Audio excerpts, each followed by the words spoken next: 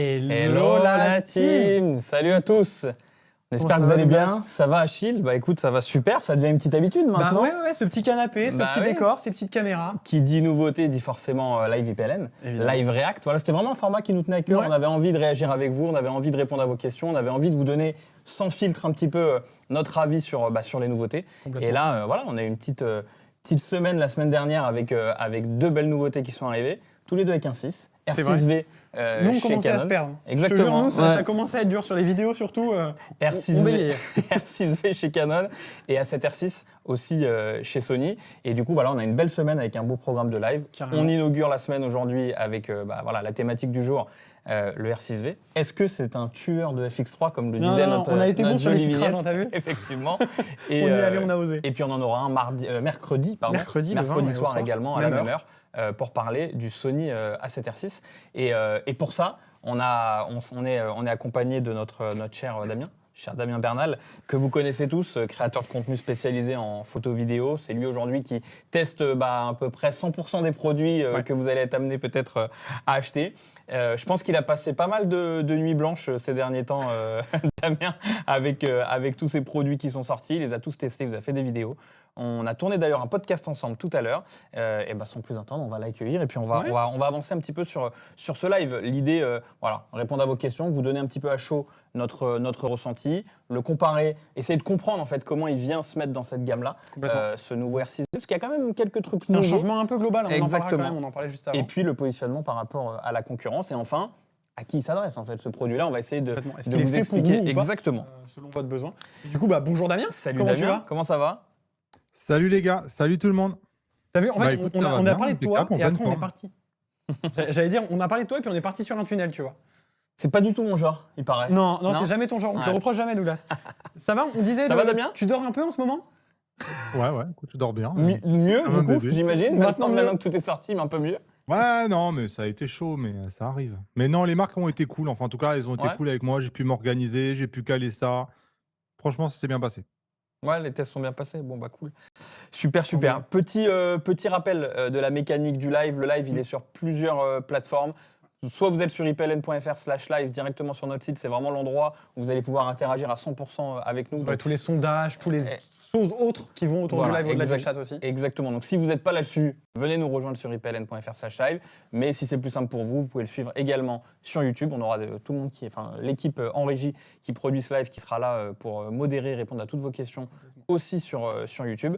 Et puis pareil sur Instagram, il n'y aura pas les réponses aux commentaires par contre. Je ne crois pas, Instagram. Donc rejoignez-nous plutôt ici pour discuter un petit peu de ce produit-là.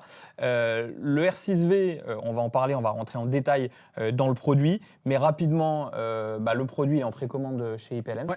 Il y a des offres d'ailleurs, on a des petites offres sur le lancement. Ouais, il y a deux offres de lancement sur le produit. La première, c'est que vous avez une offre, si vous achetez le boîtier et qu'en même temps vous le cumulez avec l'achat d'une optique, vous avez 10% de remise sur l'optique directement. On y reviendra après parce qu'il y a un kit qui est quand même assez intéressant aussi. Il y a une belle liste d'optiques au global, même au-delà de ces deux-là. Quasiment tout est concerné. Et également sur la précommande, la batterie LPE6P qui est offerte directement. Et les livraisons démarreront aux alentours du 24 juin. Pour le produit. Donc voilà, ça laisse encore un petit mois avant que le produit arrive. Nous, on l'a là dans les mains, on l'a effectivement testé. un peu de chance. Et la batterie, juste, on est d'accord, c'est sur tous les kits. C'est-à-dire, quel que soit le kit, que ce soit en nu, avec une optique, quelle qu'elle soit, bien sûr. La nouvelle optique, parce qu'on l'a pas là, malheureusement, aujourd'hui, ça n'a pas été possible. Mais il y a aussi une belle optique que moi je trouve hyper pertinente. Avec ce produit, on y reviendra aussi. On va y venir aussi, effectivement, mais c'est valable sur tous les kits. Et puis, comme d'habitude, vous avez possibilité de le payer intégralement, de payer simplement un acompte de réservation. Si vous voulez pas sortir l'intégralité de la somme de suite. Et vous pouvez, comme d'habitude chez IPLN, le payer en plusieurs fois sans frais. Comme on le voit juste à l'image, c'est magnifique. Merci la régie. Et puis évidemment, tant qu'on y est, moi je fais le global. Livraison en 24 heures une fois qu'il sera dispo. Vous serez les premiers à l'avoir dès qu'il sera dispo, une fois que vous l'avez précommandé. Voilà. La totale qu'on sait faire, évidemment. Comme d'habitude, comme diront. La routine, exactement. Je serais tenté de dire. Bon alors, le contexte, ce R6V, Achille. Ouais. R6V, il est venu en troisième, en fait, sur cette gamme-là. C'est-à-dire que c'est le troisième qui reprend en fait ce 33 millions de pixels qu'on a vu chez Canon. D'abord avec la C50, qu'on a vu, une caméra vidéo avec des menus cinéma. On y reviendra un petit peu sur les différences, mais il y en a quand même. Ensuite, on s'y attendait quand elle est sortie, mais Il y a eu ensuite un boîtier photo, un R6 Mark III dérivé, donc avec ce coup-là, un vrai obturateur mécanique, un viseur, une ergonomie plutôt qu'on connaît sur R6-2, R6, R6, R6 Et déjà là, en vidéo, on s'était dit quand le R6 III est sorti, tiens, qu'est-ce qui reste à la C50 ? À l'époque, on s'était déjà dit. Il y avait déjà eu, et puis surtout, beaucoup critiquaient le manque de stab, qui est arrivé du coup, qui n'était pas sur C50, parce que c'est le choix de Canon de ne pas mettre de stabilisation sur sa gamme C. C'est arrivé sur R6 III. Et puis du coup, maintenant, là, on a ce R6V. Alors pas R6.5, on le précise quand même, parce que j'ai entendu des gens se tromper. R6V qui vient, comme vous le voyez là, amener toujours des specs similaires à ce qu'on avait sur C50, à ce qu'on avait finalement sur R6 III, mais avec là une ergonomie et une logique vraiment très typée vidéo, avec donc du coup ces boutons, cette ergonomie-là, avec ce rocker de zoom. Je l'ai là, je vais peut-être arrêter de parler dans le vent. Avec ce rocker de zoom, ces gros boutons rec, etc. Cette forme aussi, qui ressemble un peu, moi je trouve, à la forme d'une FX30, une FX3. C'est vrai. C'est vrai, avec des pas de vis sur le côté, avec un gros bouton rec juste ici sur le devant. Voilà, sur le dessus, on a différentes choses. Un petit rocker de zoom, qui est hyper pertinent d'ailleurs avec ce nouveau 2050. Damien, toi, t'en as pensé quoi un petit peu de cette gamme R6, je vais l'appeler comme ça maintenant, quand tu as vu la C50, puis ensuite ce R6 III et finalement ce R6V, qu'est-ce que tu t'es dit, toi, ta première impression sur ces boîtiers, caméras, on va les appeler un peu comme ça ? Moi, je me suis dit que j'aimais pas le nom. Ça a été le premier truc, tu vois, je trouve que C50 ça fait très photo. Ah non. Non, R6V, tu vois. Mais après, blague à part, c'est parce que le nom, c'est pas très important. Je trouve ça génial qu'enfin Canon nous fasse un vrai boîtier vidéo avec un capteur stabilisé. J'ai quand même l'impression que c'était la demande numéro 1 des gens. Et là, pour le coup, ils ont vraiment quelque chose qui jamais Canon a fait un boîtier qui ressemblait autant à une FX3 en fait. Dans l'ergonomie, dans la manière, enfin, ça y est quoi. Ce produit-là, ils l'ont. Ouais, c'est exactement ça. On va y venir après, mais je pense que le raz-de-marée un peu et le nombre d'utilisateurs qui a capté la FX3 et plus récemment, si on devait comparer la Nikon ZR, je pense qu'effectivement, alors on sait bien qu'un produit ne met pas 6 mois à se créer, ça date d'un petit peu plus longtemps, mais forcément, c'est pour aller chercher ce manque en fait qu'il y avait jusqu'à présent chez Canon. Ils avaient tenté le coup, si on se rappelle bien, de faire un produit comme ça, un peu hybride avec le R5C. Ça n'a pas été une très très grosse réussite, notamment due à l'ergonomie, enfin à l'autonomie, pardon. Et là, je pense qu'avec le R6V, avec un prix, parce qu'on n'en a pas encore parlé, à 2499 €, qui est quand même extrêmement agressif. Et pour la petite histoire, on en parlait tout à l'heure dans le podcast avec Damien, on fait souvent un peu le juste prix, nous, quand on nous présente un produit. On aime bien deviner. Ouais, on était à la rue. Quand ils nous ont pris, en fait, ils nous présentent les specs dans un premier temps, et puis on essaye de deviner le prix auquel il est proposé. Et là, c'est vrai qu'on était clairement au-dessus. Donc 2499, moi, je trouve que c'est assez agressif. Ça va en frontal avec une Nikon ZR. Après, il y a ce sujet effectivement de la gamme en fait. On parle de R6V. En gros, la gamme V chez Canon aujourd'hui, si on regarde un petit peu, il y a eu la Canon V10, il y a eu la V1, le R50V, et là on est sur le premier produit en gamme V en plein format avec ce R6V, et on se retrouve donc effectivement avec 3 produits qui utilisent un petit peu le même capteur, la C50, le R6 III et le R6V. D'ailleurs, Damien, par rapport à ça, comment tu vois la cohabitation éventuelle de ces 3 produits, si selon toi il y en a encore une ? Écoute, en fait, moi, ça me choque pas. J'ai vu qu'il y a beaucoup de commentaires sur ça, sur la segmentation et compagnie, mais en vrai, c'est un faux problème. Les gens prennent le boîtier qui les intéresse. Moi, je trouve que c'est malin de la part de Canon d'arriver à décliner depuis les mêmes composants en changeant finalement. Ici, ils ont mis la ventilation active qu'ils ne pouvaient pas mettre sur le R6 III parce que ça n'aurait pas eu de sens en fait de la mettre sur le R6 III. Moi, je trouve que c'est très malin, et en plus, le prix est en conséquence parce que là, et on l'a fait analyser par les IA. Moi, j'ai fait analyser plus de 1000 commentaires sur ce produit, et c'est le truc qui revient le plus. Le rapport qualité-prix est fou sur ce produit.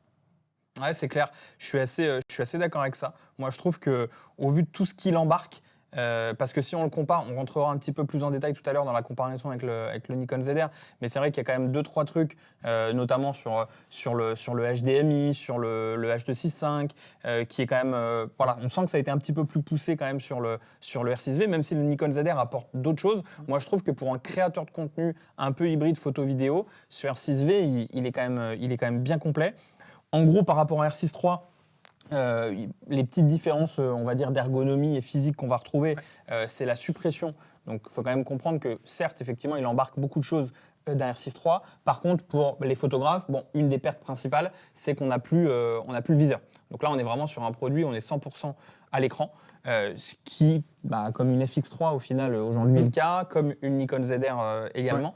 Mais on en parlait juste avant avec Achille. C'est vrai que ce produit-là, même sans viseur, peut être un produit qui en deuxième boîtier peut être intéressant parce que photo, je le trouve pertinent aussi. En photo, en photo, même si effectivement il n'a pas le viseur, pour un usage un peu hybride photo-vidéo, à 2499, c'est un produit qui est quand même assez complet. C'est un produit qui est pensé quand même aussi pour la création de contenu aussi bien vertical qu'horizontal, notamment via des petits trucs tout bêtes, mais on a un pas de vis en position verticale qu'on n'a pas sur forcément tous les produits. Donc voilà, moi je pense clairement, si on doit réfléchir à qu'est-ce que Canon veut adresser avec ce produit-là, clairement ça allait chercher les créateurs de contenu à un prix, voilà, mais à 2499, forcément on va s'adresser aux créateurs de contenu qui aujourd'hui veut s'acheter une caméra, qui n'a pas forcément tout un parc optique, parce que le gars qui est tout équipé Sony ou tout équipé avec une autre marque, est-ce qu'il va switcher ?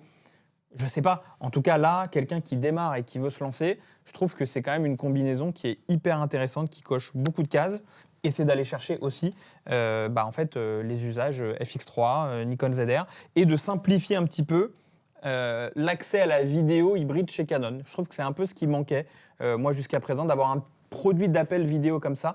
Et je trouve que cette caméra le permet bien. Je ne sais pas si en régie peuvent nous passer le descriptif un petit peu de la gamme V de chez Canon. Je pense qu'on doit avoir quelque chose comme ça. Est-ce que dans les commentaires, alors je suis désolé, on a un tout petit souci avec la gestion des commentaires. On va pas les recevoir peut-être gérer ça. Si tu veux aller gérer ça en régie rapidement. Je te laisse faire ça, je vais gérer ça. Voilà, on va juste récupérer 100% de vos commentaires parce que là, on les a pas forcément. Damien, à l'usage, qu'est-ce que tu en as pensé du produit ? Donc là, on a parlé un peu positionnement, à qui il s'adresse. En termes de rendu, justement, si tu dois le comparer à Nikon ZR ou de la FX3, comment tu juges le produit en termes de spec, en termes de rendu surtout ?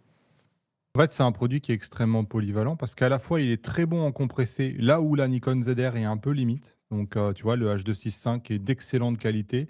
On a d'oversampling jusqu'en 4K 60. La 4K 120 est sans crop. C'est quand même assez rare sur cette gamme de produits de ne pas avoir de crop en 4K 120, même si la qualité, elle est nettement moindre par rapport à la 4K 60. C'est clair, mais il n'y a pas de crop. Donc, tu travailles. À ce prix-là, on n'avait pas grand-chose en plein format. Non, à ce prix-là, il y avait quasiment rien. Ouais, il y a quasiment rien. Il y a le ZVE1, mais qui ne joue pas tout à fait dans la même cour, qui est un peu plus limité quand même, donc qui est beaucoup plus ancien. Et ensuite, il est aussi capable d'être très bon en RAW. Donc, puisqu'il fait du RAW en 7K 60, RAW Light. Et en même temps, il a l'Open Gate. Et finalement, si tu cherches un boîtier qui a de la 4K 120, a du RAW et a de l'Open Gate, à part aller chercher sur du Lumix, il ne reste pas grand-chose comme concurrence. Donc, ça en fait un positionnement qui, je trouve, est très polyvalent. Pour toi, il s'adresse à une cible, premier achat d'un appareil un petit peu sérieux, vidéaste. Premier achat, je ne sais pas, parce qu'on est quand même sur vraiment du costaud. C'est quand même des specs qu'on avait l'habitude de payer très très cher, tout ça. Ouais, c'est vrai. Donc, je pense qu'il est capable, quels que soient les usages, de faire le job, en fait. C'est marrant, tout à l'heure, tu parlais du ZVE1, et on se le disait juste avant avec Achille, c'est vrai que c'est, en analysant un peu, la stratégie de Canon, là, d'avoir un capteur qu'ils utilisent sur 3 produits différents, ça fait un peu penser à ce que fait Sony. Si on prend par exemple le capteur qu'on a sur la FX3, c'est un capteur qu'on va retrouver sur la FX3, sur la 7S III, sur le ZVE1, et qu'en fait avec une même base, ils viennent le décliner à différentes cibles. Tu trouves ça marque quelque chose de nouveau et de différent dans la stratégie de Canon ? Là, c'est la stratégie Sony qu'ils ont reprise. On est d'accord. Dans la façon de faire le produit, avec cette platine plate, avec le fait de couper le VF, la façon de travailler la gamme autour d'un même capteur, c'est ce que fait Sony depuis plusieurs générations. Donc, oui, clairement. Mais ils ont raison, parce que quand quelqu'un a une bonne idée, en fait, il faut le faire. C'est ce qu'on se disait, c'est vraiment le recyclage qu'a eu Sony avec le capteur de la 7S III. C'est-à-dire la 7S III, FX3, ZVE1, FX6, FR7. C'est un capteur qu'on a vu vraiment de partout, quoi. Justement, par rapport aux specs, parce que on les a listés, Achille, dis-nous, toi, en tant que référent produit chez IPLN, si tu trouves qu'on en a loupé, mais les marquants, bien évidemment, la 4K 120 crop, l'Open Gate, l'Euro en interne en 7K, les profils log C-Log 3 et C-Log 2. Ça, c'est important parce que pareil, C-Log 2 qui a pendant longtemps été vraiment réservé à la gamme ciné, qui était que sur du haut de gamme, et c'est depuis R6 Mark II. R6 Mark I, on n'en avait pas. R6 Mark II, on l'a vu arriver. Et donc là, évidemment que ce boîtier-là en a. Pour rappel, pour ceux qui ne connaissent pas, C-Log 3, en fait, il n'est pas mieux que le C-Log 2. C'est une particularité, mais c'est simplement qu'ils l'ont mis un peu comme un Cinetone pour ceux qui sont habitués chez Sony. C'est un log qui est un peu moins poussé, qui amène un peu moins de dynamique. Mais voilà, les vrais vidéastes qui veulent du vrai gros log, ils veulent du C-Log 2. C'est toujours ce qu'ils cherchent. Et là, typiquement, effectivement, tu as bien résumé les specs. Je vois une petite question. Game Changer, l'Open Gate. Moi, je serais tenté de dire ça dépend de votre besoin. En fait, Game Changer, l'Open Gate, c'est si vous avez le besoin pour avoir de l'Open Gate, ça peut être Game Changer. Par contre, n'importe qui ne trouvera pas l'Open Gate Game Changer. L'Open Gate, c'est le fait de pouvoir utiliser la totalité du capteur, mais qui vient aussi du coup avec ses inconvénients. L'Open Gate, il est bloqué en 7K, on n'a pas d'Open Gate en 4K. On est donc obligé d'avoir quand même des fichiers assez lourds, assez imposants. Par contre, on se retrouve avec une image qui est beaucoup plus haute. Donc typiquement sur des usages réseaux sociaux, multiplateformes, etc. C'est hyper pertinent. On peut avoir du coup l'enregistrement d'une vidéo très haute qui va nous permettre de retailler en portrait ou même en carré beaucoup plus facilement. Toi, dans ton flux de créateurs, parce que tu es aussi créateur à côté, l'Open Gate, c'est vraiment quelque chose qui pour toi aujourd'hui ferait que potentiellement t'achèterais ou t'achèterais pas un boîtier ? Pour le moment, tu vois, moi si je prends mon cas d'usage personnel, pour le moment, je suis beaucoup sur du très court et du vertical. Donc, pour le moment, j'en ressens pas le besoin. Mais là, avec de plus en plus de formats horizontaux, de plus en plus, je me dis, je vais galérer à recropper, ou alors il faut que je pense à élargir un peu mon cadre au moment du shooting. Là où, sur l'Open Gate, tu t'en soucies beaucoup moins parce que tu sais que tu as quand même beaucoup plus de marge sur ton vertical quand tu tournes en horizontal. Donc voilà, c'est. Et toi, Damien, pour le coup, qui varie aussi bien le format 9.16 que le 16.9, c'est vraiment un truc que tu utilises au quotidien, quoi ? Ouais, en fait, c'est une question de workflow. Une fois que tu as commencé à l'utiliser, à l'intégrer à ton flux de travail, tu as du mal à t'en passer. Moi, je l'utilise beaucoup sur DJI avec l'Action et je l'utilise beaucoup aussi sur le Lumix. Parce que quand tu fais des plans produits, tu sais en fait finalement que tu vas pouvoir travailler à la fois le vertical et à la fois l'horizontal. Et ça, franchement, ça dépanne énormément. Donc, toi, c'est plutôt la partie B-roll sur laquelle tu utilises ça ? Ouais, parce que je vais en avoir besoin ensuite d'utiliser les B-rolls sur les deux. Et si je ne l'ai pas prévu au tournage, je suis obligé de le tourner 2 fois. Et franchement, c'est pratique. Ouais, c'est pratique. Et je sais qu'Alex Jackson aussi l'utilise beaucoup parce qu'une fois que tu t'y es habitué, en fait, c'est vraiment un truc qui fait gagner beaucoup de temps. Ok. Intéressant comme retour, parce que c'est sûr que autant sur de la face cam, souvent aussi le discours est un peu différent d'un format à l'autre selon les besoins. Mais c'est sûr que sur du B-roll, ton B-roll produit ou n'importe quelle utilisation que tu fais de ta caméra, en fait, ça reste possible dans plusieurs formats. Ouais, carrément. C'est hyper pertinent. Et du coup, ce qui en fait, parce que si on résume la différence par rapport au R6 Mark III, je crois qu'on a un petit tableau comparatif, si on peut nous le passer, avec le R6 III, c'est que du coup, on reste sur le même capteur. Il y a beaucoup de lignes qui sont similaires. Effectivement. 7K60, Open Gate dans les deux cas, C-Log, c'est idem. On a le Rollite sur le R6V. La stab, pour le coup, l'Ibis qui est un peu augmenté. J'ai double-checké la spec tout à l'heure. Toi qui aime bien les tests un peu, tu l'as vu, tu l'as senti la différence, Damien ? Non, c'est l'inverse, vous vous êtes trompé dans le tableau. Ah merde, ok. C'est-à-dire que le R6V a perdu un stop de stab. Et ça, j'ai interrogé Canon sur ça, en le voyant. Et Canon m'a dit que, a priori, dans le corps compact du R6V, ils ont dû faire la stabilisation n'est pas exactement la même que celle du R6 III. Et tu as vu une différence ? Moi, je n'ai pas vu la différence. Non, je n'ai pas vu la différence. À l'image, non ? Impossible. Sachant que c'est des mesures SIPA qui sont prises pour de la photo. C'est-à-dire que ça ne traduit pas une performance vidéo, en fait. Parce que la vidéo, elle n'est pas quantifiée, si tu veux. Oui, c'est une logique de combien de vitesse tu peux regagner grâce à cette... bien sûr. C'est ça. Donc non, moi, je n'ai pas vu la différence. Ok. Et après, sur la partie obturateur, donc d'un côté, on est en obtus mécanique, de l'autre, on est en électronique. Rolling shutter là-dedans ? C'est sûr que là, tu n'es pas semi-empilé, tu n'es pas empilé. Donc, encore une fois, on en parlait pendant le podcast. Si tu vas faire un golf ou si tu vas faire un sujet extrêmement rapide, oui, tu vas être emmerdé. Un concert et compagnie, tu vas être sans solution. Donc, ce n'est pas un appareil photo prioritaire. Mais en pleine journée, si tu veux créer des souvenirs, tu n'as aucun problème. Ouais. Dans les commentaires, dites-nous, vous êtes convaincus par cette nouveauté, ce nouveau produit Canon. Je sais pas si on avait une autre sondage, question. Il y a un petit sondage qui va partir déjà, mais effectivement, qu'est-ce que vous en pensez ? Parce que nous on en parle aussi de l'intérieur, parce qu'on on est au courant depuis quelques temps, évidemment, on a pu l'avoir en main, etc.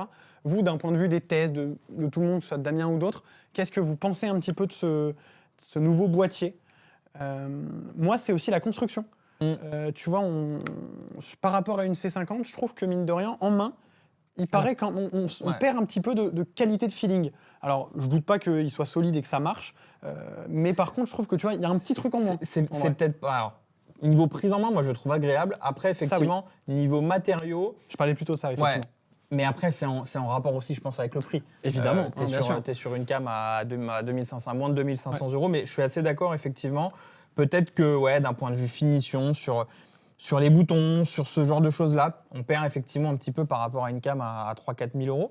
Mais par contre, vraiment en prise en main, moi je la trouve vraiment assez agréable. Ouais. On a je sais pas si on a ce petit joystick bien évidemment qui est là. On a quand même pas mal de boutons raccourcis. On n'a pas parlé tout à l'heure, mais on a aussi bien entendu des lampes Tolly. La petite lampe Tolly qui est juste ici. Ouais. Le petit rec aussi à l'avant. Je trouve qu'ergonomiquement, moi, il est plutôt bien fait. Mais voilà, niveau finition, on n'a pas parlé non plus, mais on est sur un double, comme sur le R6 Mark III, on est sur un double slot qui est CF Express type B et SD. On est toujours sur les mêmes batteries que sur le R6 III, donc la LPE6P maintenant. Donc voilà, ça bouge pas trop chez Canon. Donc voilà, je pense que voilà, niveau ergonomie, on est en rapport avec le prix du produit. Et justement, le positionnement produit, il vient un peu bousculer la gamme. Donc on le parlait tout à l'heure. Il est en face d'une. Est-ce qu'on le compare vraiment à une FX3 ? Parce que quand même, moi je suis un peu d'accord avec toi. Mais est-ce qu'on le compare vraiment à une FX3 en vrai ? Parce qu'en fait, d'un côté, elle n'est pas vraiment comparable effectivement en termes de prix, tu l'as dit, mais elle n'est pas vraiment comparable en termes de spec aussi. C'est-à-dire que du coup, tu as beaucoup moins de résolution sur une FX3, mais qui te permet une montée en ISO qui pour moi est excellente. D'un autre côté, il n'y a pas plus que de la 4K 120 sur FX3, donc mine de rien, face à de la 7K 60 en RAW, en interne, c'est quand même pas pareil. Toi, Damien, t'en penses quoi ? Je te lance la patate chaude. Toi, une FX3, quand tu vois ce genre de produit-là, qu'est-ce que tu te dis ? Ouais, c'est quand même difficile à comparer. La FX3, c'est un produit qui a 4-5 ans. Là, c'est un produit qui vient de sortir. En l'état, je n'hésite pas une seconde. Je prends plutôt le Canon. Il n'y a aucun doute dans ma tête, tu vois. La FX3 n'a pas de 4K oversamplé, elle n'a pas de RAW, elle n'a pas d'open gate. Enfin, il n'y a même pas de match, en fait. Et surtout, elle coûte 2 000 € de plus. Donc, en l'état, il n'y a aucun match. C'est-à-dire qu'il tue complètement la FX3. Je ne vois aucune raison de prendre une FX3. Après, la FX3, comme je disais, elle est en fin de vie. On attend un renouvellement un jour ou l'autre. Donc, voilà, je ne sais pas si le débat est si pertinent que ça, mais oui, en l'état, clairement, ça remplace une FX3 sans problème. C'est marrant d'ailleurs dans les commentaires sur les vidéos, aussi bien que ce soit sur la vidéo des R6V, du R6V, la tienne et d'autres un peu anglophones ou de la 7R6, c'est vrai que les gens, on sent attendent le renouvellement de cette FX3. Là, la moindre rumeur, on sent qu'elle prend une ampleur de dingue. Exactement. Et du coup, on a une question je n'arrive pas à le voir, mais de Fred, qui demande s'il y a du 32 bits flottant et du shutter angle. Ouais. Le 32 bits flottant, non. La réponse est non et non, si je dis pas de bêtises. C'est ça. C'est le shutter angle auquel j'avais un plus gros doute. Mais je crois pas. Ouais, le shutter angle, je sais pas. Moi, j'ai dit dans ma vidéo qu'il y était et les gens m'ont repris en me disant que c'était pas vrai. Et j'ai pas eu le temps de vérifier. Si en régie, on peut avoir un petit fact-checking le temps qu'on fasse la question suivante. Mais apparemment, l'obturation en angle reste réservée à la C50. Ok. Je crois qu'on me confirme, on me fait des petits signes, ça a l'air d'être effectivement ça. Je crois que notre cellule fact-checking, comme on l'appelle, confirme ce que tu nous dis, Damien. Parce qu'en fait, l'obturation en angle, ça dépend des menus cinéma. Et il n'a pas les menus cinéma. Les menus photo n'ont pas le menu angle. Là où Sony a commencé à l'implémenter sur des boîtiers plus typés photo. Intéressant. Et tant qu'on est sur les questions, on va répondre aussi à la question de Manu qui nous dit « Je suis débutant, donc j'ai l'impression que ce produit ne s'adresse pas à moi. Peut-être continuer à travailler avec mon R50V. » Je sais pas si le fait d'être débutant joue ou pas sur Ça dépend ce que tu appelles débutant pour moi, en fait. Est-ce que tu es débutant dans un usage un peu professionnel? Est-ce que tu es débutant parce que tu veux juste faire des petites vidéos de famille pour le fun? Est-ce que, pour moi, il y a plein de catégories de débutants. Ouais, mais moi, débutant ou pas, en fait, c'est même pas tant un sujet parce que en termes d'usage, d'utilisation, c'est pas vraiment plus complexe qu'un R50V. Ça, au contraire, ça. Je suis assez d'accord. Tu retrouves la même logique. On retrouve la même logique. On construit une image de la même manière. Ouais. Au contraire, on a tout un tas d'accès plus rapides, donc qui vont être intéressants le jour où il y aura évolution. Mais par contre, sans parler de ça, même s'il n'y a pas évolution dans les réglages, la finalité, pour moi, débutant ou pas débutant, c'est est-ce qu'on veut l'image la plus belle possible? Et est-ce qu'on veut l'image la plus belle possible? Déjà là, en passant sur un capteur plein format, effectivement, déjà, on va avoir un bokeh qui va être quand même beaucoup plus prononcé. On va avoir une montée en ISO qui va être quand même mieux gérée. Et puis, on va avoir de la 4K 120 qui n'est pas présente aujourd'hui, sans crop en plus de ça, qui n'est pas présente sur un R50V. Et en soi, faire de la 4K 120, qu'on soit débutant ou qu'on ne soit pas débutant, je pense que c'est quand même un point qui est intéressant. Après, le vrai sujet, c'est est-ce que en fait, tu souhaites mettre ce budget-là? Parce que là, on parle effectivement d'une caméra qui est à 2 500 €, sur laquelle il faut monter de l'optique, versus 2 000 € de plus sur la boîtier nu, en tout cas. Exactement. Donc après, c'est pas tant je suis débutant, je ne peux pas l'utiliser, mais plus est-ce que j'ai envie d'allouer ce budget-là? Pour moi, la question, elle est plus à poser comme ça. Complètement. Et ça rejoint, pour moi, tu en as parlé rapidement, mais les objectifs. Ouais, de toute façon, on le voit clairement dans les commentaires. Là. C'est ça. On parle de la monture. On vous voit, la monture, effectivement. Il y en a certains qui ont eu des mots très durs vers cette monture, que je peux comprendre. Je peux entendre la frustration. Parce que, effectivement, c'est encore un gros point noir, en tout cas pour certains. Et on va y venir, je trouve que ça s'améliore. Pour aller dans leur sens, quand même, c'est de mieux en mieux. Il y a encore du travail. Il manque l'ouverture à des opticiens tierces. Sigma, Tamron, pour ne citer que les plus grands. Mais effectivement, là, ils ont sorti le 728 et le 2870 en 2.8, qui font du coup des équivalents 1635, 2470, quoi. En gros, à un peu moins cher parce qu'on a une plage focale qui est un peu moindre, une construction qui est un peu différente et des traitements optiques aussi. Mais du coup, ça fait, je trouve, des alternatives qui sont hyper pertinentes, d'où le fait qu'on les ait proposées en pack d'ailleurs. C'est ça, c'est qu'en fait, Canon, moi, il y a deux choses. Et Damien, je voudrais bien ton avis, même si je le connais parce qu'on en parle souvent.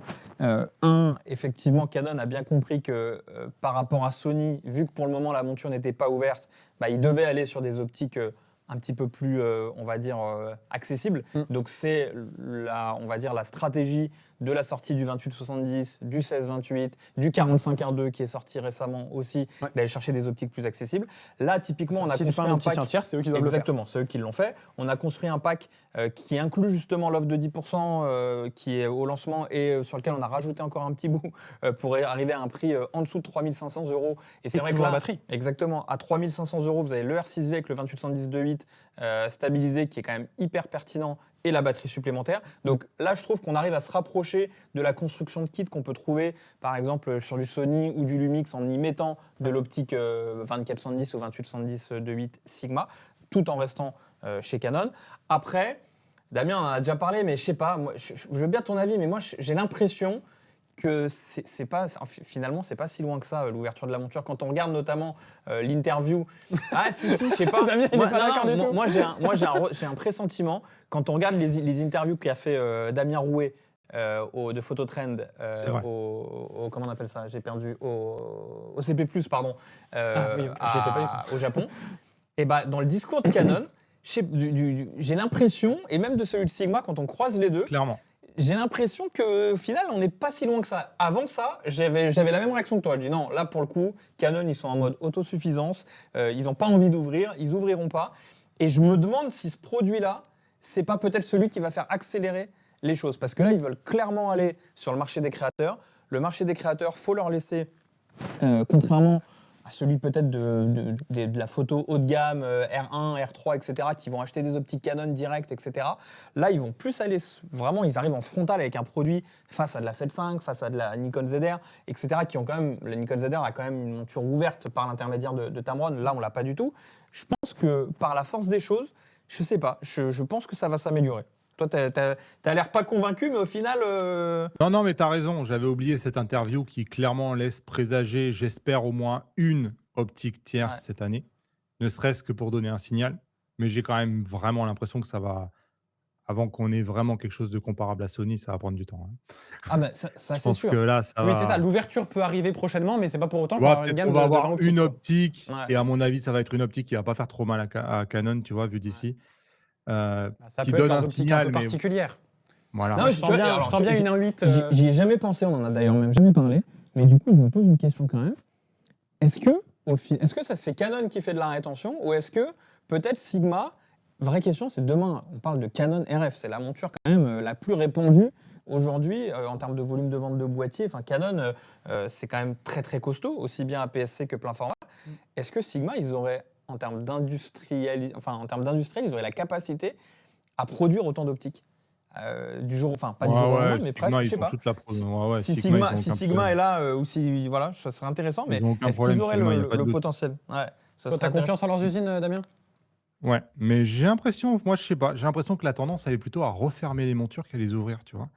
Quand je vois ce que fait Sony, où De quoi, avec le finalement tu bridage, vois que tu maintenant parles? il limite à 15 images par seconde, mais pas que, hein, quand tu regardes bien, la stabilisation dynamique chez Sony, c'est uniquement sur des optiques Sony, tu vois. Il y a la respiration de mise au point, c'est que sur des optiques Sony. Il y a plein de trucs quand même où, de plus en plus, ils donnent des exclusivités à leurs propres optiques. Et en fait, ils veulent tous que, voilà, les constructeurs veulent vendre leurs propres Ah optiques et oui. se donnent des avantages. Et j'ai l'impression que c'est moins ouvert, tu vois, chez Sony aujourd'hui qu'il y a 5 ans. Ouais, Euh, j'aime bien l'analyse, c'est pas faux. donc, oui, ça va ouvrir, mais quand même, voilà, pas trop fort. On t'en a pas trop parlé, je crois, dans les commentaires, l'ouverture de la monture, toi. C'est un sujet facile avec les Canon. Ouais, bah, bien sûr, non, mais les gens parlent beaucoup de ça parce que c'est un sujet qui est évident. Tu vois, aujourd'hui, si tu veux un 24-70, bah, chez Sigma, tu l'as pour 2 fois moins cher que tu l'as chez Canon. Là, Et on pour parle des de niveaux de qualité qui sont excellents. 28-70. OK, c'est bien, ils ont un 28-70 moins cher. Les gens, ils veulent un 24-70. Ils veulent un 70-200 de 8. Et là, par contre, ça fait très, très mal le prix par rapport à un Sigma. Ouais. Donc, si on fait pas de langue de bois, c'est ça que les gens attendent. Bah sinon, il faut prendre un 20-50 F4. Sinon, un beau 20-50 F4, c'est vrai qu'on n'a pas parlé de l'optique. Ouais. Avant de venir à l'optique, moi, je veux juste, tu vois, je le montre à la caméra comme ça discrètement. Moi, c'est ces petits trous là, Damien, ces petites ventilations. Parce qu'on a eu il y a un petit commentaire là de Hottex Mania qui nous parle, qui est vidéaste de mariage et qui veut voir la surchauffe en été.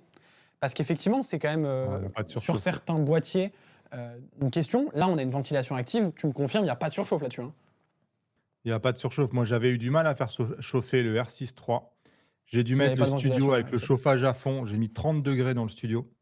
Wow. Et là, c'est t'as seulement quand j'ai eu mis 30 degrés dans le studio que j'ai réussi à faire chauffer le R6 III. Et lui, par contre, il n'a pas bronché. Hein. Lui, avec sa ventilation, il est capable d'augmenter la vitesse du ventilateur. Il ne bronche pas du tout. Il n'y a aucune surchauffe. Bah c'est ça, c'est des choses qu'on avait déjà, qui étaient effectivement quelques soucis sur des générations un peu d'avant. Je pense à la 7.4 évidemment, qui a eu des gros problèmes là-dessus. Mais du coup, en fait, maintenant qu'on a des puces qui gèrent beaucoup mieux la chauffe sans ventilation active, on l'a vu même sur A7V maintenant chez Sony, on le voit du coup sur R6 III comme tu nous l'as dit, le fait juste de rajouter un ventilateur et un flux d'air, en fait, ça résout complètement le problème, quoi. Clairement. Complètement. Et je trouve, moi, c'est un truc, je trouve, qui est hyper important parce qu'effectivement, pour des gens qui vont l'utiliser en extérieur, qui vont beaucoup bouger, qui vont beaucoup shooter, typiquement le mariage c'est ça quoi, c'est tu filmes toute la journée, du matin jusqu'au soir, autant en plein cagnard que pendant la nuit, à un moment il faut que quand tu es en plein cagnard au bout de 3 heures de shoot, qu'il faut que ta cérémonie tu puisses continuer à filmer quoi. Donc ouais, c'est vraiment, c'est quand même vraiment important. Et c'est vrai donc là on parle de la surchauffe et il y a quand même une utilisation. Tout à l'heure on parlait des créateurs, etc. Nous c'est la première utilisation à laquelle on a pensé quand ils nous l'ont présenté. C'est aujourd'hui, on voit le format podcast de plus en plus répandu. On voit les lives multicaméra comme on est en train d'en faire là. Et c'est vrai qu'il n'y a pas tant que ça de produits parce que quand on pense à un podcast, forcément on est obligé de penser 2-3 caméras.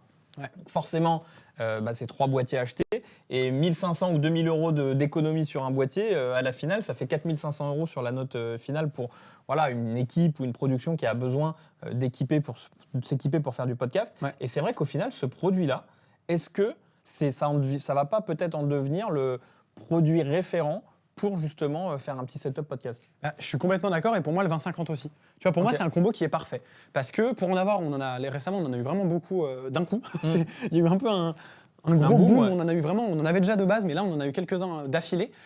C'est quoi les contraintes et les besoins pour quelqu'un qui fait du podcast? Il y a une question de coût, tu le disais. Ouais. Comme on multiplie les produits par 2, 3, 4 selon si on parle micro, caméra, mais au moins 3 généralement en termes de caméra, mine de rien il faut beaucoup de produits, donc la moindre différence de prix et un produit plus abordable c'est intéressant. Mine de rien, on parle podcast, mais c'est souvent quand même une belle qualité d'image. Donc on va vite aller chercher du plein format, avoir un beau flou. Souvent, tu as des petites pièces, donc à un moment, il faut vite aller choper du flou. Et une grande ouverture, c'est un capteur plein format, c'est quand même pas mal. On va aller chercher une ergonomie assez simple, parce que souvent, c'est des gens qui ne sont pas spécialement hyper habitués à régler leur boîtier. Donc, avoir quelque chose d'un peu plus simple, avec un gros bouton rouge que tu appuies et que ça marche, c'est quand même pas mal. Du Full HDMI si on veut un retour écran. Ce qui n'est pas le cas du ZR. Ce qui n'est pas le cas ZR, ce qui n'est pas le cas de certains produits. En fait, c'est pour moi un boîtier qui coche vraiment beaucoup de cases. Et c'est vraiment effectivement le premier truc qu'on s'est dit, parce qu'on avait en plus la tête dedans à ce moment-là. Et en fait, c'est clair que plein format, à ce prix-là, en plus avec du coup le 20-50, je le disais tout à l'heure, mais souvent ils ont besoin aussi bien d'un angle très large pour aller avoir leurs 3 personnes là, ou 4 personnes d'affilée, mais ils ont aussi besoin d'aller chercher un peu loin pour aller en diagonale choper les serrés. Et donc du coup tu te retrouves avec un kit là à 3699 qui est du coup moins cher que certains anciens boîtiers qu'on conseillait à ce moment-là en boîtier nu. Au final, pour ce que ça propose, facile d'utilisation, refroidi, donc aucun problème de surchauffe, franchement, c'est excellent. Et du coup, tu as quand même quelque chose de polyvalent, parce que c'est toujours la question aussi. Tu mets une optique qui est très large, tu pourras pas la réutiliser pour faire un serré. Là, ton boîtier, un 20-50, tu l'utilises aussi bien pour ton large que pour tes serrés. Moi, je pense que c'est un produit qui est hyper pertinent dans cette utilisation, complètement. Ouais, d'ailleurs, c'est ce que nous dit Mani, justement en live, ça fait une très bonne cam. C'est clair, là, nous, je crois que c'est ça. Live podcast, pour moi, je les mets un peu dans les catégories. On est sur des FX3 parle pas de ça, Douglas, on est en mix and match là. On a 2 FX3, une FX2, on a bidouillé. Mais clairement, ça peut se... Parce qu'en plus, la color science chez Canon est quand même plutôt très bonne. Complètement. En plus de ça. Sur du Tompo, ils l'ont toujours quand même. C'est clair. Mais c'est vrai que jusqu'à présent, nous, sur ces setups-là, on avait plutôt. En fait, c'était FX, FX30 en fonction du budget ou FX3. C'est ce que je veux dire, c'était beaucoup de budget comme celui-là, mais avec des FX30. Et là, au final, on chope le capteur plein format pour quasiment le même prix. Je trouve que c'est une cam intéressante. On a Bastien qui nous disait tout à l'heure, pour en revenir 2 secondes sur l'Open Gate, parce que c'est vraiment un cas d'usage qu'il avait. Il nous dit en tant que vidéaste, il y a de plus en plus de clients, et c'est vrai qu'ils demandent du 16:9 pour un aftermovie et du 9:16 pour les réseaux sociaux. Le double format, c'est clairement... On parlait effectivement réseaux sociaux, influenceurs, si je dois mettre ce gros terme avec des gros guillemets. Mais en fait, besoin de clients, c'est les mêmes. C'est-à-dire qu'à un moment, ton client il a besoin aussi bien de faire du YouTube que du Insta. Tu peux lui proposer une prestation plus rapidement, on va dire, là-dessus. Question hyper intéressante, moi je l'aime bien, mais on en a rapidement parlé tout à l'heure, mais peut-être en reparler, ce boîtier pour de la photo. Ce qu'on s'est dit tout à l'heure, Moi, vous étiez passé dessus tout à l'heure, mais pour moi c'est un boîtier qui en second boîtier peut être pertinent. Ouais, parce qu'il récupère quasiment 100% des fonctionnalités et du rendu d'un R6 III. Hormis, on le disait tout à l'heure, la stabilisation, non c'était l'inverse je crois, je me suis perdu. La stabilisation qui était légèrement qui était légèrement moins bonne, c'est ça. Mais on n'avait pas l'impression de voir vraiment la diff. Et puis après, c'est qu'on va perdre un viseur. C'est principalement le seul point. Mais pour un usage, on va dire, 80% vidéo, 20% photo, ou même 70-30, je pense que c'est quand même une très très bonne solution, clairement. Je suis d'accord. Et là, on a la question, et je vois nous on l'a pas mis dans notre comparatif de base, mais c'est vrai que c'est 2 boîtiers actuels, A7 V versus R6V. Damien, parce que alors il y a pas l'ergonomie qui va avec, mais si on parle rendu, c'est ce que si on parle rendu, de qualité de rendu vidéo. R6V A7 V. Qu'est-ce que t'en penses, Damien? Ça n'a pas vraiment de sens, mais parce qu'il faudrait le comparer au R6 III, tu vois, pour comparer à gamme équivalente. Mais voilà, lui, il a du RAW, il a de l'Open Gate, il a de la ventilation active. Donc, quelqu'un qui fait de la vidéo, il va surtout prendre un R6V. Il n'y a aucune hésitation à avoir, je trouve.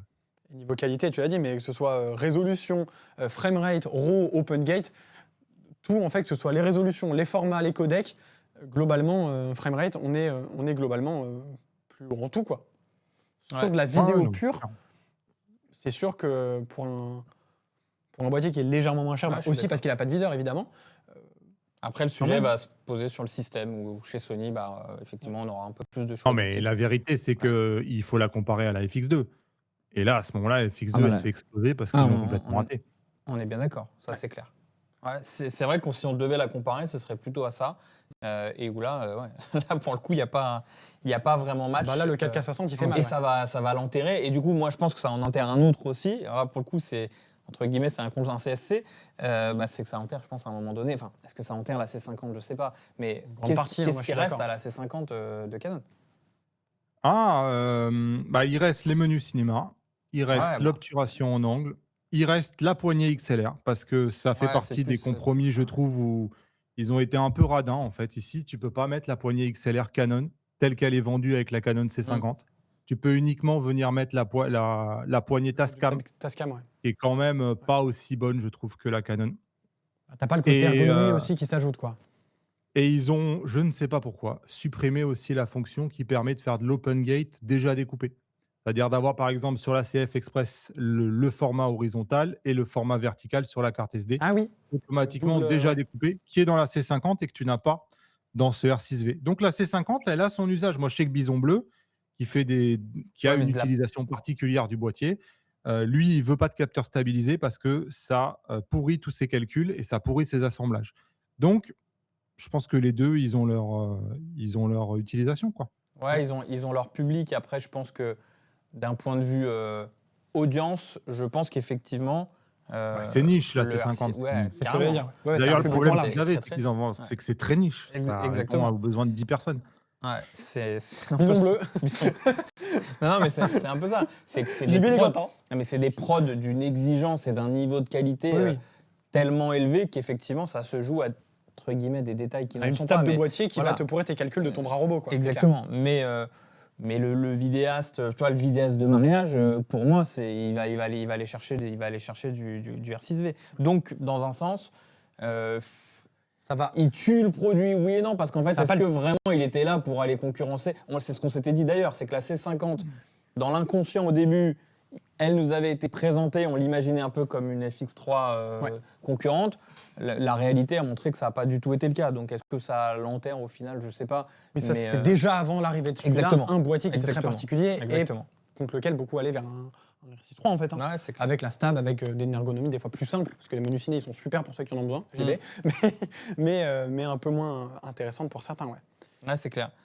Non, mais c'est vrai que moi, c'est un produit que j'ai beaucoup aimé directement. Je trouve que c'est un produit qui va s'inscrire dans la durée, en fait. C'est pas forcément le produit comme parfois il peut y en avoir. Je prends l'exemple de la 7.5. Voilà, le produit sort, c'est un raz-de-marée immédiat. Je pense pas que, ça va être le cas immédiatement sur un R6V. Par contre, je pense que si on va prendre sur les 3 années qui arrivent, je pense que c'est une caméra qui va vraiment s'installer comme, je vais dire, dans les top choix et dans les top comparatifs de gens qui vont vouloir s'équiper, faire évoluer leur matos, etc.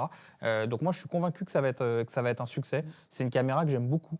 Et ouais, je pense qu'il s'adresse à un public assez large, créateur YouTube, freelance, qui fait de la freelance en mariage ou même en corpo. Tu vois, le gars qui fait de la vidéo corpo aujourd'hui. Pour un resto, il refilme toute la carte, tous les plats. Carrément. Bon, voilà, comme disait Damien, il se fait en fait son horizontal, son vertical en simultané. Ouais. Et ces besoins-là de petites pubs, de format un peu réseau et plein d'autres choses. Ouais, ça marche, clair, c'est clair. Donc ouais, je pense que ça va plutôt pas mal fonctionner. Possibilité aussi, on l'a pas dit tout à l'heure, mais on a Baki PLN qui vous permet de faire reprendre votre matériel pour éventuellement financer un nouveau. Donc typiquement là, si vous êtes équipé d'un boîtier, quel qu'il soit, vous avez possibilité de le faire estimer directement sur Baki PLN. On vous le reprend en bon d'achat pour éventuellement investir. Déduire en fait Exactement. cette partie-là du sur, prix du boîtier final. sur ce produit-là. Non, mais écoute, je pense qu'on a fait un bon tour quand même sur le produit. Ouais. Est-ce qu'on a des questions auxquelles on n'aurait pas peut-être répondu? Tu vois, il y en a une là qui nous parle là. Ouais. On va forcément. Très rapidement, très rapidement, pour y répondre quand même, parce que je la trouve pertinente cette question. Est-ce qu'on voit venir une FX3 Mark II à un prix raisonnable, entre guillemets, sous les 5 000 €? Merci par avance, avec plaisir.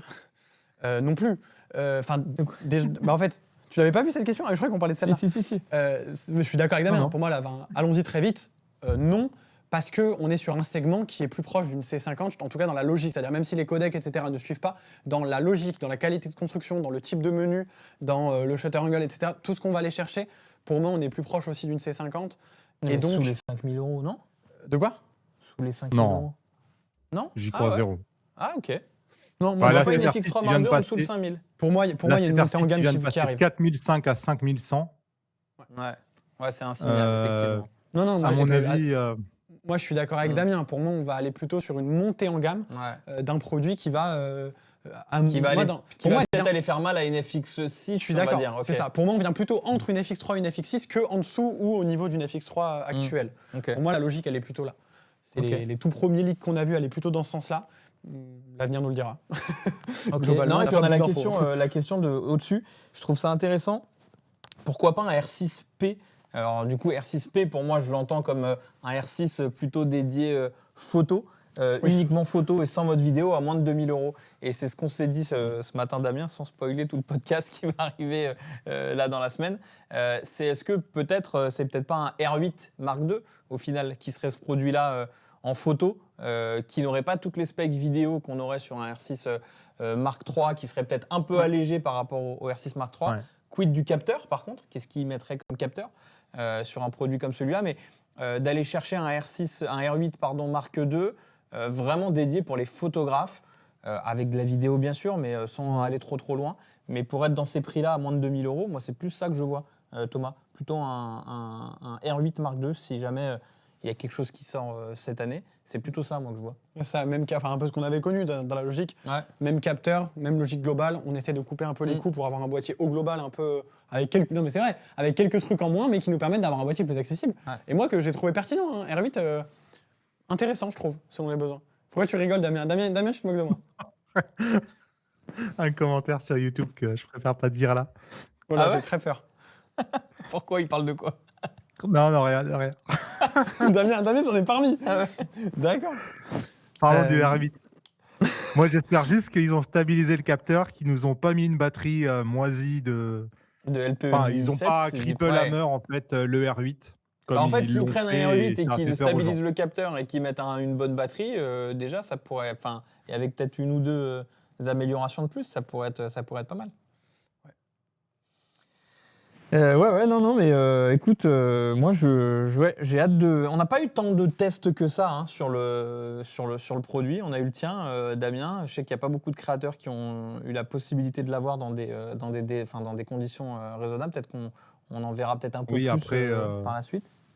Après, c'est dû à des problèmes. Enfin voilà, je ne vais pas rentrer dans les détails, mais ils avaient très peu de samples chez Canon. C'est-à-dire qu'en gros, il y avait un seul boîtier testable pour toute la France.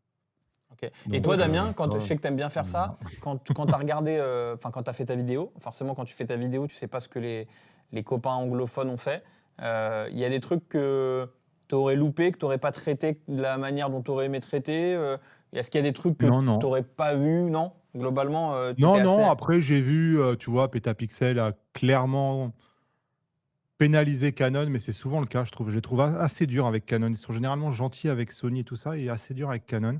Et Petapixel les a vraiment taclés sur le fait que c'était la 3e fois qu'ils utilisent le même capteur et que ça faisait trop de segmentation et que ça faisait trop de produits. Mais je trouve que c'est un peu hors sujet. Ça les a pas gênés pour Sony qui a fait pareil pendant longtemps. Quelqu'un qui rentre dans une boutique, il a 3 options. Selon s'il est vidéaste, tu lui présentes ça. Selon s'il est photographe, tu présentes ça. Selon s'il est en prod, équipe de prod, tu lui présentes ça. Je vois pas en quoi c'est un problème en fait. Donc non, moi je trouve que c'est un très bon produit. Et surtout à ce prix-là, franchement, on en aurait rêvé il n'y a pas si longtemps que ça. Ouais, c'est vrai. Mais je pense qu'il va poser du problème à la concurrence. Il va poser des problèmes à Lumix. Comme un ZR avait déjà fait en fait pour moi. Tu penses, pour toi, les produits qui vont peut-être entre guillemets le plus souffrir, on va dire, de ce produit-là, tu penses à Lumix là tout de suite? Je pense à Sony parce que à ce prix-là de 2500 €, quelqu'un qui rentre dans un magasin, et encore c'est 2500 €, pour l'instant il n'y a aucune promo avec les mois passants, il finira par y en avoir. Chez Sony, à ce prix-là, tu n'as rien qui même s'en approche un tout petit peu, tu vois. Il n'y a rien.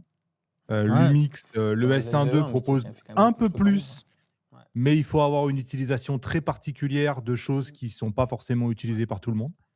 Donc, même le S1 II, tu vois, peut en souffrir un peu, même si, encore une fois, il propose d'autres trucs en plus. Il a un peu plus de dynamique, il a du dual gain, etc. Mais en fait, tout le monde, et le ZR, qui lui, en compressé, parfois a une qualité un peu moyenne, peut souffrir aussi un peu. Il a ses arguments, le ZR, avec le 32 bits, avec l'énorme écran, avec la participation de RED. Il a ses arguments. En termes de RAW, il a 3 RAW différents, etc. Mais quelqu'un qui veut shooter avant tout en compressé, je pense qu'il va plutôt regarder ce Canon. D'ailleurs, coïncidence du calendrier ou pas, mise à jour du ZR qui devrait corriger certaines choses dans les Ça, c'est prochaines. Nikon Rumors. Non. Ah, Je sais c'est pas. pas encore sûr. Mais en tout cas, il y a des rumeurs chez Nikon, effectivement, qui parlent d'une mise à jour sur le ZR et l'amélioration notamment du H265, entre autres. Donc voilà, mais C'est cohérente, effectivement, au vu des remontées qu'il y a eu. Ouais, je pense qu'il va bien se positionner, moi, ce produit, je l'aime bien. En tout cas, voilà. N'hésitez pas, si vous avez des questions, que ce soit là, si on en a encore là, quelques-unes Plus à tard, traiter. que ce soit N'hésitez pas en boutique, mail, à appel. Lyon, à Paris, sur le chat directement. Pour rappel, parce que je pense qu'on a fait un bon tour quand même du produit, le produit est disponible en précommande sur ipln.fr. 2499 € le boîtier nu, vous pouvez le réserver intégralement ou en versant en acompte. On a du kit avec le 2050, on a créé des kits avec justement le 28-70-2.8, le 16-28. Vous avez une batterie offerte sur les précommandes jusqu'à fin mai. Et le produit sera livrable aux alentours du 24 juin. Et vous avez aussi l'offre de lancement. Si vous cumulez l'achat de boîtier avec une optique Canon RF, vous avez 10% de remise immédiatement au panier sur l'optique RF. Ça, donc, là, on montre uniquement les kits. Exactement. Mais si vous allez sur la fiche du boîtier, très, très il y a une liste beaucoup plus longue en fait, de toutes les optiques concernées par cette offre-là. Ça va au-delà là-dessus, voilà, juste au-dessus. Si on a la régie qui peut nous mettre ça, liste des objectifs éligibles, c'est en petit pour cliquer. Dans le petit encart vert, on aura ici l'intégralité de la liste des optiques compatibles et vous allez voir.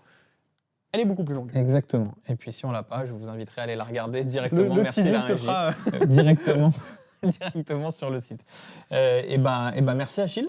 J'espère que ce petit react, on va dire, sur le R6V vous a plu. Merci Damien, merci pour ta présence. On se reverra tout le monde. Après-demain pour parler du Sony Alpha 7 R6 où on a aussi pas mal de choses à dire. C'est vrai qu'on passait du temps ensemble, Damien et non, Douglas, tu ne seras pas avec nous. Non, alors moi je ne serai pas là, mais vous aurez Dylan et Achille pour changer, qui vont vous parler de l'Alpha 7 R6, qui pareil, voilà, il y a pas mal de choses à dire. Inscrivez-vous sur le live dès à présent, vous pouvez le faire. Et puis, on vous dit à bientôt. Merci pour votre présence. Et puis, on se verra pour les prochaines annonces. Ouais. Salut la team. Bye bye Douglas. Bonne soirée. Salut Damien. Bye bye tout le monde. Ciao.